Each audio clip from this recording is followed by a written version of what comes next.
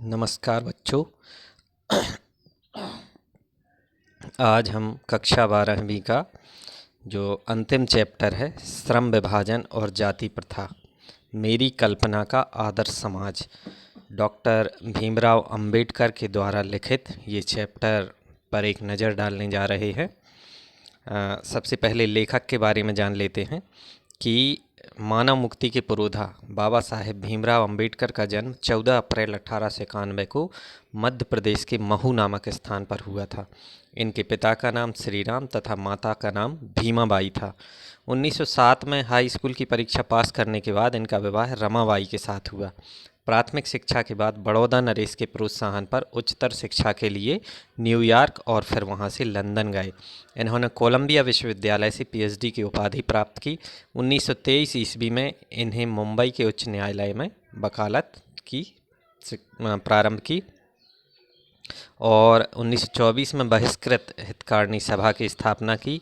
संविधान की प्रारूप समिति के सदस्य थे। 1956 में दिल्ली में इनका देहावसान हो गया। बाबा साहेब भीमराव अंबेडकर बहुमुखी प्रतिभा से संपन्न व्यक्ति थे। हिंदी में इनका संपूर्ण साहित्य भारत सरकार के कल्याण मंत्रालय ने बाबा साहेब अंबेडकर संपूर्ण वाङ्मय के नाम से स्थापित कर रखा है। 21 खंडों में प्रकाशित है। इनकी रचनाएं हैं बहुत सारी। मूकनायक और बहिष्कृत भारत और जनता के ये संपादक रहे। इन पत्रिकाओं का इन्होंने संपादन किया। बाबा साहेब आधुनिक भारतीय चिंतकों में से एक थे।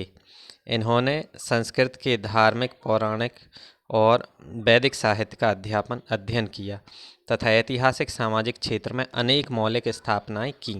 ये इतिहासकार होने के साथ साथ भारतीय संविधान निर्माताओं में से एक थे, अर्थात इन्होंने भारतीय संविधान के निर्माण में अहम भूमिका निभाई। दलितों की मुक्ति, सामाजिक समता के लिए संघर्ष जीवन भर किया उन्होंने, इसलिए संघर्ष व सरोकार से जुड़ा हुआ लेखन है।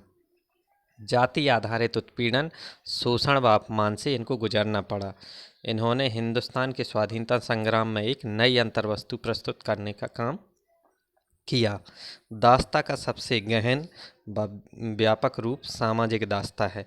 उसके उन्मूलन के बिना कोई भी स्वतंत्रता कुछ लोगों को विशेष अधिकार रहेगी। इसलिए इन्होंने संविधान में अनेक प्रावधान किए। पाठ का सारांश मैं बता रहा हूँ आपको, श्रम विभाजन और जाति प्रथा। यह पाठ अंबेडकर के विख्यात भाषण एनिहिलेशन ऑफ कास्ट पर आधारित है। इसका अनुवाद ललई सिंह यादव ने जाति भेद का उच्छेद शीर्षक के अंतर्गत किया। यह भाषण जाति पाति तोड़क मंडल के वार्षिक सम्मेलन के अध्यक्षीय भाषण के रूप में तैयार किया गया था, परंतु इसकी क्रांतिकारी दृष्टि से आयोजकों की पूर्ण सहमति न बन सकने के कारण सम्मेलन स्थगित हो गया। मतलब लेखक ने आज के युग में जातिवाद के बताया है कि जातिवाद के पोषकों की कमी नहीं है। समर्थक कहते हैं कि आधुनिक सभ्य समाज कार्यकुशलता के लिए श्रम विभाजन को आवश्यक मानता है। इसमें आपत्ति यह है कि जाति प्रथा श्रम विभाजन के साथ साथ श्रमिक विभाजन का भी रूप लिए हुए है। श्रम विभाजन सभ्य समाज की आवश्यकता हो सकती है, परंतु यह श्रमिकों का विभिन्न वर्गों में अस्वाभाविक विभाजन नहीं करती। भारत की जाति प्रथा श्रमिकों के विभाजन के साथ साथ विभाजित विभिन्न वर्गों को एक दूसरे की अपेक्षा ऊंच नीच भी करार देती है। जाति प्रथा को यदि श्रम विभाजन मान लिया जाए तो यह भी मानव की रुचि पर आधारित नहीं है। सक्षम समाज को चाहिए कि वह लोगों को अपनी रुचि का पेशा करने के लिए सक्षम बनाए। जाति प्रथा में यह दोष है कि इसमें मनुष्य का पेशा उसके प्रशिक्षण या उसकी निजी क्षमता के आधार पर न करके उसके माता पिता के सामाजिक स्तर से किया जाता है। वह मनुष्य को जीवन भर के लिए एक पेशे में बांध देती है। ऐसी दशा में उद्योग धंधों की प्रक्रिया व तकनीकी में परिवर्तन से भूखों मरने की नौबत आ जाती है। हिंदू धर्म में पेशा बदलने की अनुमति न होने के कारण कई बार बेरोजगारी की समस्या भी उभर आती है। जाति प्रथा का श्रम विभाजन मनुष्य की स्वेच्छा पर निर्भर नहीं रहता। इसमें व्यक्तिगत रुचि व भावना का कोई स्थान नहीं होता। ऐसी स्थिति में लोग काम में अरुचि दिखाते हैं। अतः आर्थिक पहलू से भी जाति प्रथा हानिकारक है, क्योंकि यह मनुष्य की स्वाभाविक प्रेरणा, रुचि व आत्मशक्ति को दबाकर उन्हें स्वाभाविक नियमों में जकड़कर निष्क्रिय बना देती है। आगे लेखक ने इसमें मेरी कल्पना का आदर्श समाज पर एक लेख दिया है, जो कि उनके भाषण का ही एक रूप है। इसमें आदर्श समाज में 3 तत्व अनिवार्यता होने चाहिए। वो 3 तत्व कौन कौन से हैं? समानता, स्वतंत्रता और बंधुता। इनसे लोकतंत्र सामूहिक दिनचर्या की एक रीति तथा समाज के सम्मिलित अनुभवों के आदान प्रदान की प्रक्रिया के अर्थ तक पहुंच जाता है। अर्थात लेखक का आदर्श समाज स्वतंत्रता, समता व भ्रातृत्व पर आधारित होगा। समाज में इतनी गतिशीलता होनी चाहिए कि कोई भी परिवर्तन समाज में तुरंत प्रसारित हो जाए। ऐसे समाज में सबका सब कार्यों में भाग होना चाहिए तथा सबको सबकी रक्षा के प्रति सजग रहना चाहिए। सबको संपर्क के साधन व अवसर मिलने चाहिए। यही लोकतंत्र है। लोकतंत्र मूलतः सामाजिक दिनचर्या की एक रीति व समाज के सम्मिलित अनुभवों के आदान प्रदान का नाम है। आवागमन, जीवन व शारीरिक सुरक्षा की स्वाधीनता, संपत्ति, जीविकोपार्जन के लिए जरूरी औजार व सामग्री रखने के अधिकार की स्वतंत्रता पर किसी को कोई आपत्ति नहीं होती, परंतु मनुष्य के सक्षम व प्रभावशाली प्रयोग की स्वतंत्रता देने के लिए लोग तैयार नहीं होते। इसके लिए व्यवसाय चुनने की स्वतंत्रता होनी चाहिए। इस स्वतंत्रता के अभाव में व्यक्ति दास्ता में अर्थात गुलामी में जकड़ा रहेगा। दास्ता केवल कानूनी नहीं होती, यह वहाँ भी होती है जहाँ कुछ लोगों को दूसरों द्वारा निर्धारित व्यवहार व कर्तव्यों का पालन करने के लिए विवश होना पड़ता है। फ्रांसीसी क्रांति के नारे में समता शब्द सदैव विवादित रहा है। समता के आलोचक कहते हैं कि सभी मनुष्य बराबर नहीं होते। यह सत्य होते हुए भी महत्व नहीं रखता, क्योंकि समता असंभव होते हुए भी नियामक सिद्धांत है। मनुष्य की क्षमता 3 बातों पर निर्भर है: शारीरिक वंश परंपरा, सामाजिक उत्तराधिकार, मनुष्य के अपने प्रयत्न। इन तीनों दृष्टियों से मनुष्य समान नहीं होते, परंतु क्या इन तीनों कारणों से व्यक्ति से असमान व्यवहार करना चाहिए? असमान प्रयत्न के कारण असमान व्यवहार अनुचित नहीं है, परंतु हर व्यक्ति को विकास करने के अवसर मिलने चाहिए। लेखक का मानना है कि उच्च वर्ग के लोग उत्तम व्यवहार के मुकाबले में निश्चय ही जीतेंगे, क्योंकि उत्तम व्यवहार का निर्णय भी संपन्नों को ही करना होगा। प्रयास मनुष्य के बस में है, परंतु वंश व सामाजिक प्रतिष्ठा उसके बस में नहीं है। अतः वंश और सामाजिकता के नाम पर असमानता अनुचित है। एक राजनेता को अनेक लोगों से मिलना होता है, उसके पास हर व्यक्ति के लिए अलग व्यवहार करने का समय नहीं होता। ऐसे में वह व्यवहार्य सिद्धांत का पालन करता है कि सब मनुष्यों के साथ समान व्यवहार किया जाए। यह सबसे व्यवहार इसलिए करता है क्योंकि वर्गीकरण व श्रेणीकरण संभव नहीं है। समता एक काल्पनिक वस्तु है, फिर भी राजनीतिज्ञों के लिए यही एकमात्र उपाय व मार्ग है। पाठ में जो कठिन शब्द आए थे उनके अर्थ यहाँ नीचे दिए गए हैं, तो आप लोग देख लेंगे। विडंबना है, पोषक है, अनुपयुक्त है, अययाति मतलब नाकाफ़ी, निर्विवाद बिना विवाद के, अबाध बिना रुकावट के। तो इस तरीके से परीक्षा में आपको जो 20-21 का पाठ्यक्रम परिवर्तित हुआ है उसमें आपको गद्यांश आना है, और इस चैप्टर से लगभग एक गद्यांश फिक्स होता है कि आता ही है, लेकिन इस बार गद्यांश मल्टीपल चॉइस क्वेश्चन के रूप में आना है। तो गद्यांश आप पढ़ेंगे, और नीचे ये जो प्रश्न दिए हैं इधर में ये वाला, लेखक किस विडंबना की बात कर रहा है? तो विडंबना की बात, इसमें जातिवाद एक ऑप्शन दिया है, मतलब जो सही है। 4 ऑप्शन आपको दिए जा सकते हैं। जातिवाद है ना, धार्मिकता है, छुआछूत है, और इस तरीके से 4 ऑप्शन का निर्माण हम कर सकते हैं। जातिवाद के पोषक अपने समर्थन में क्या तर्क देते हैं? तो कई आधुनिक सभ्य समाज कार्यकुशलता के लिए श्रम विभाजन को आवश्यक मानता है ना। तो ये तर्क देते हैं। लेखक क्या आपत्ति दर्ज कर रहा है? लेखक आपत्ति दर्ज कर रहा है कि श्रम विभाजन के साथ साथ श्रमिक विभाजन का भी रूप लिए है।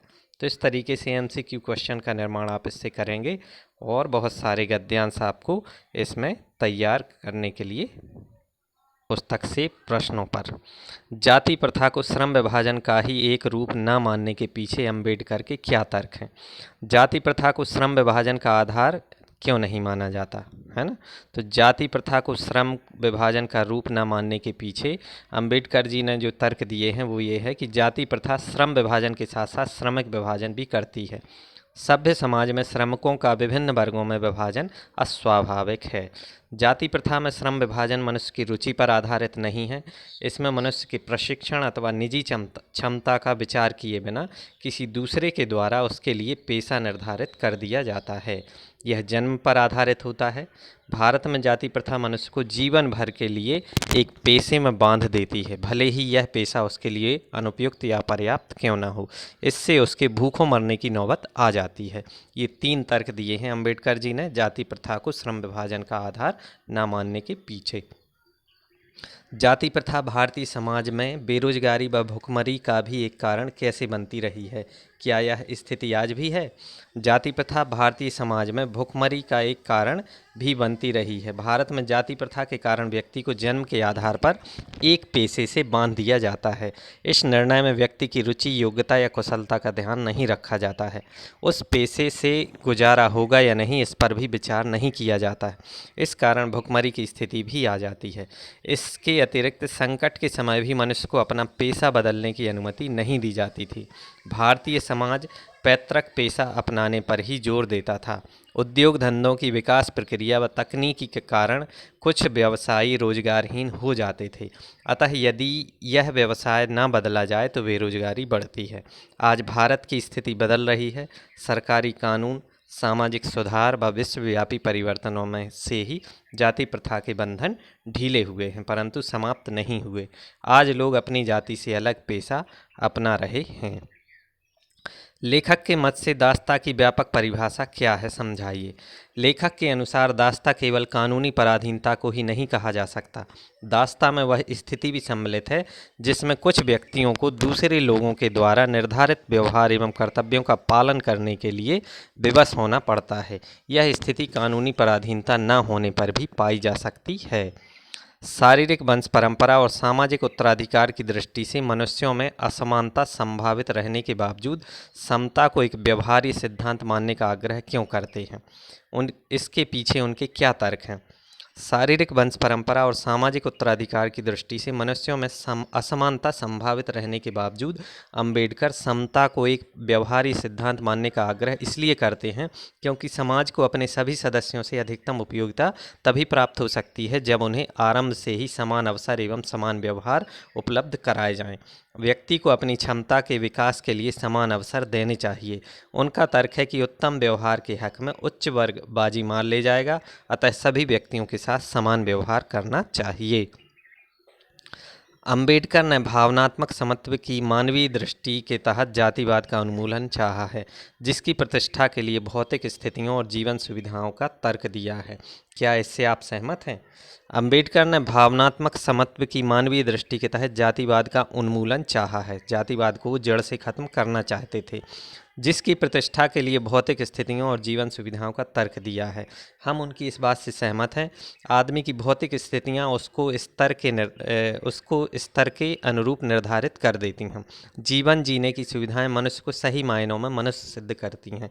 व्यक्ति का रहन सहन और चाल चलन काफ़ी हद तक उसकी जातीय भावना को खत्म कर देता है। आदर्श समाज में 3 तत्वों में से भ्रातृता एक लेखक को रखकर लेखक ने अपने आदर्श समाज में स्त्रियों को भी सम्मिलित किया है अथवा नहीं? आप इस भ्रातृता शब्द से कहाँ तक सहमत हैं? यदि नहीं है तो क्यों? क्या उचित शब्द इसे आप देना चाहेंगे?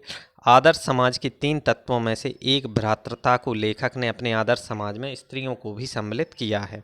लेखक समाज की बात कर रहा है और समाज स्त्री पुरुष दोनों से मिलकर बना है। उसने आदर्श समाज में हर आयु वर्ग को सम्मिलित किया है। भ्रातृता शब्द संस्कृत का शब्द है जिसका अर्थ है भाईचारा। यह सर्वथा उपयुक्त है। समाज में भाईचारे के सहारे ही संबंध बनते हैं। एक व्यक्ति एक दूसरे से अलग नहीं रह सकता। कोई भी व्यक्ति समाज में भाईचारे के कारण ही कोई परिवर्तन समाज के एक छोर से दूसरे छोर तक पहुंचता है। इसलिए हम मानते हैं कि समाज में स्त्रियों को भी लेखक ने सम्मिलित किया है। आशा है कि ये चैप्टर आपको समझ में आया होगा। इसके प्रश्नों के उत्तर भी दिए गए हैं। धन्यवाद।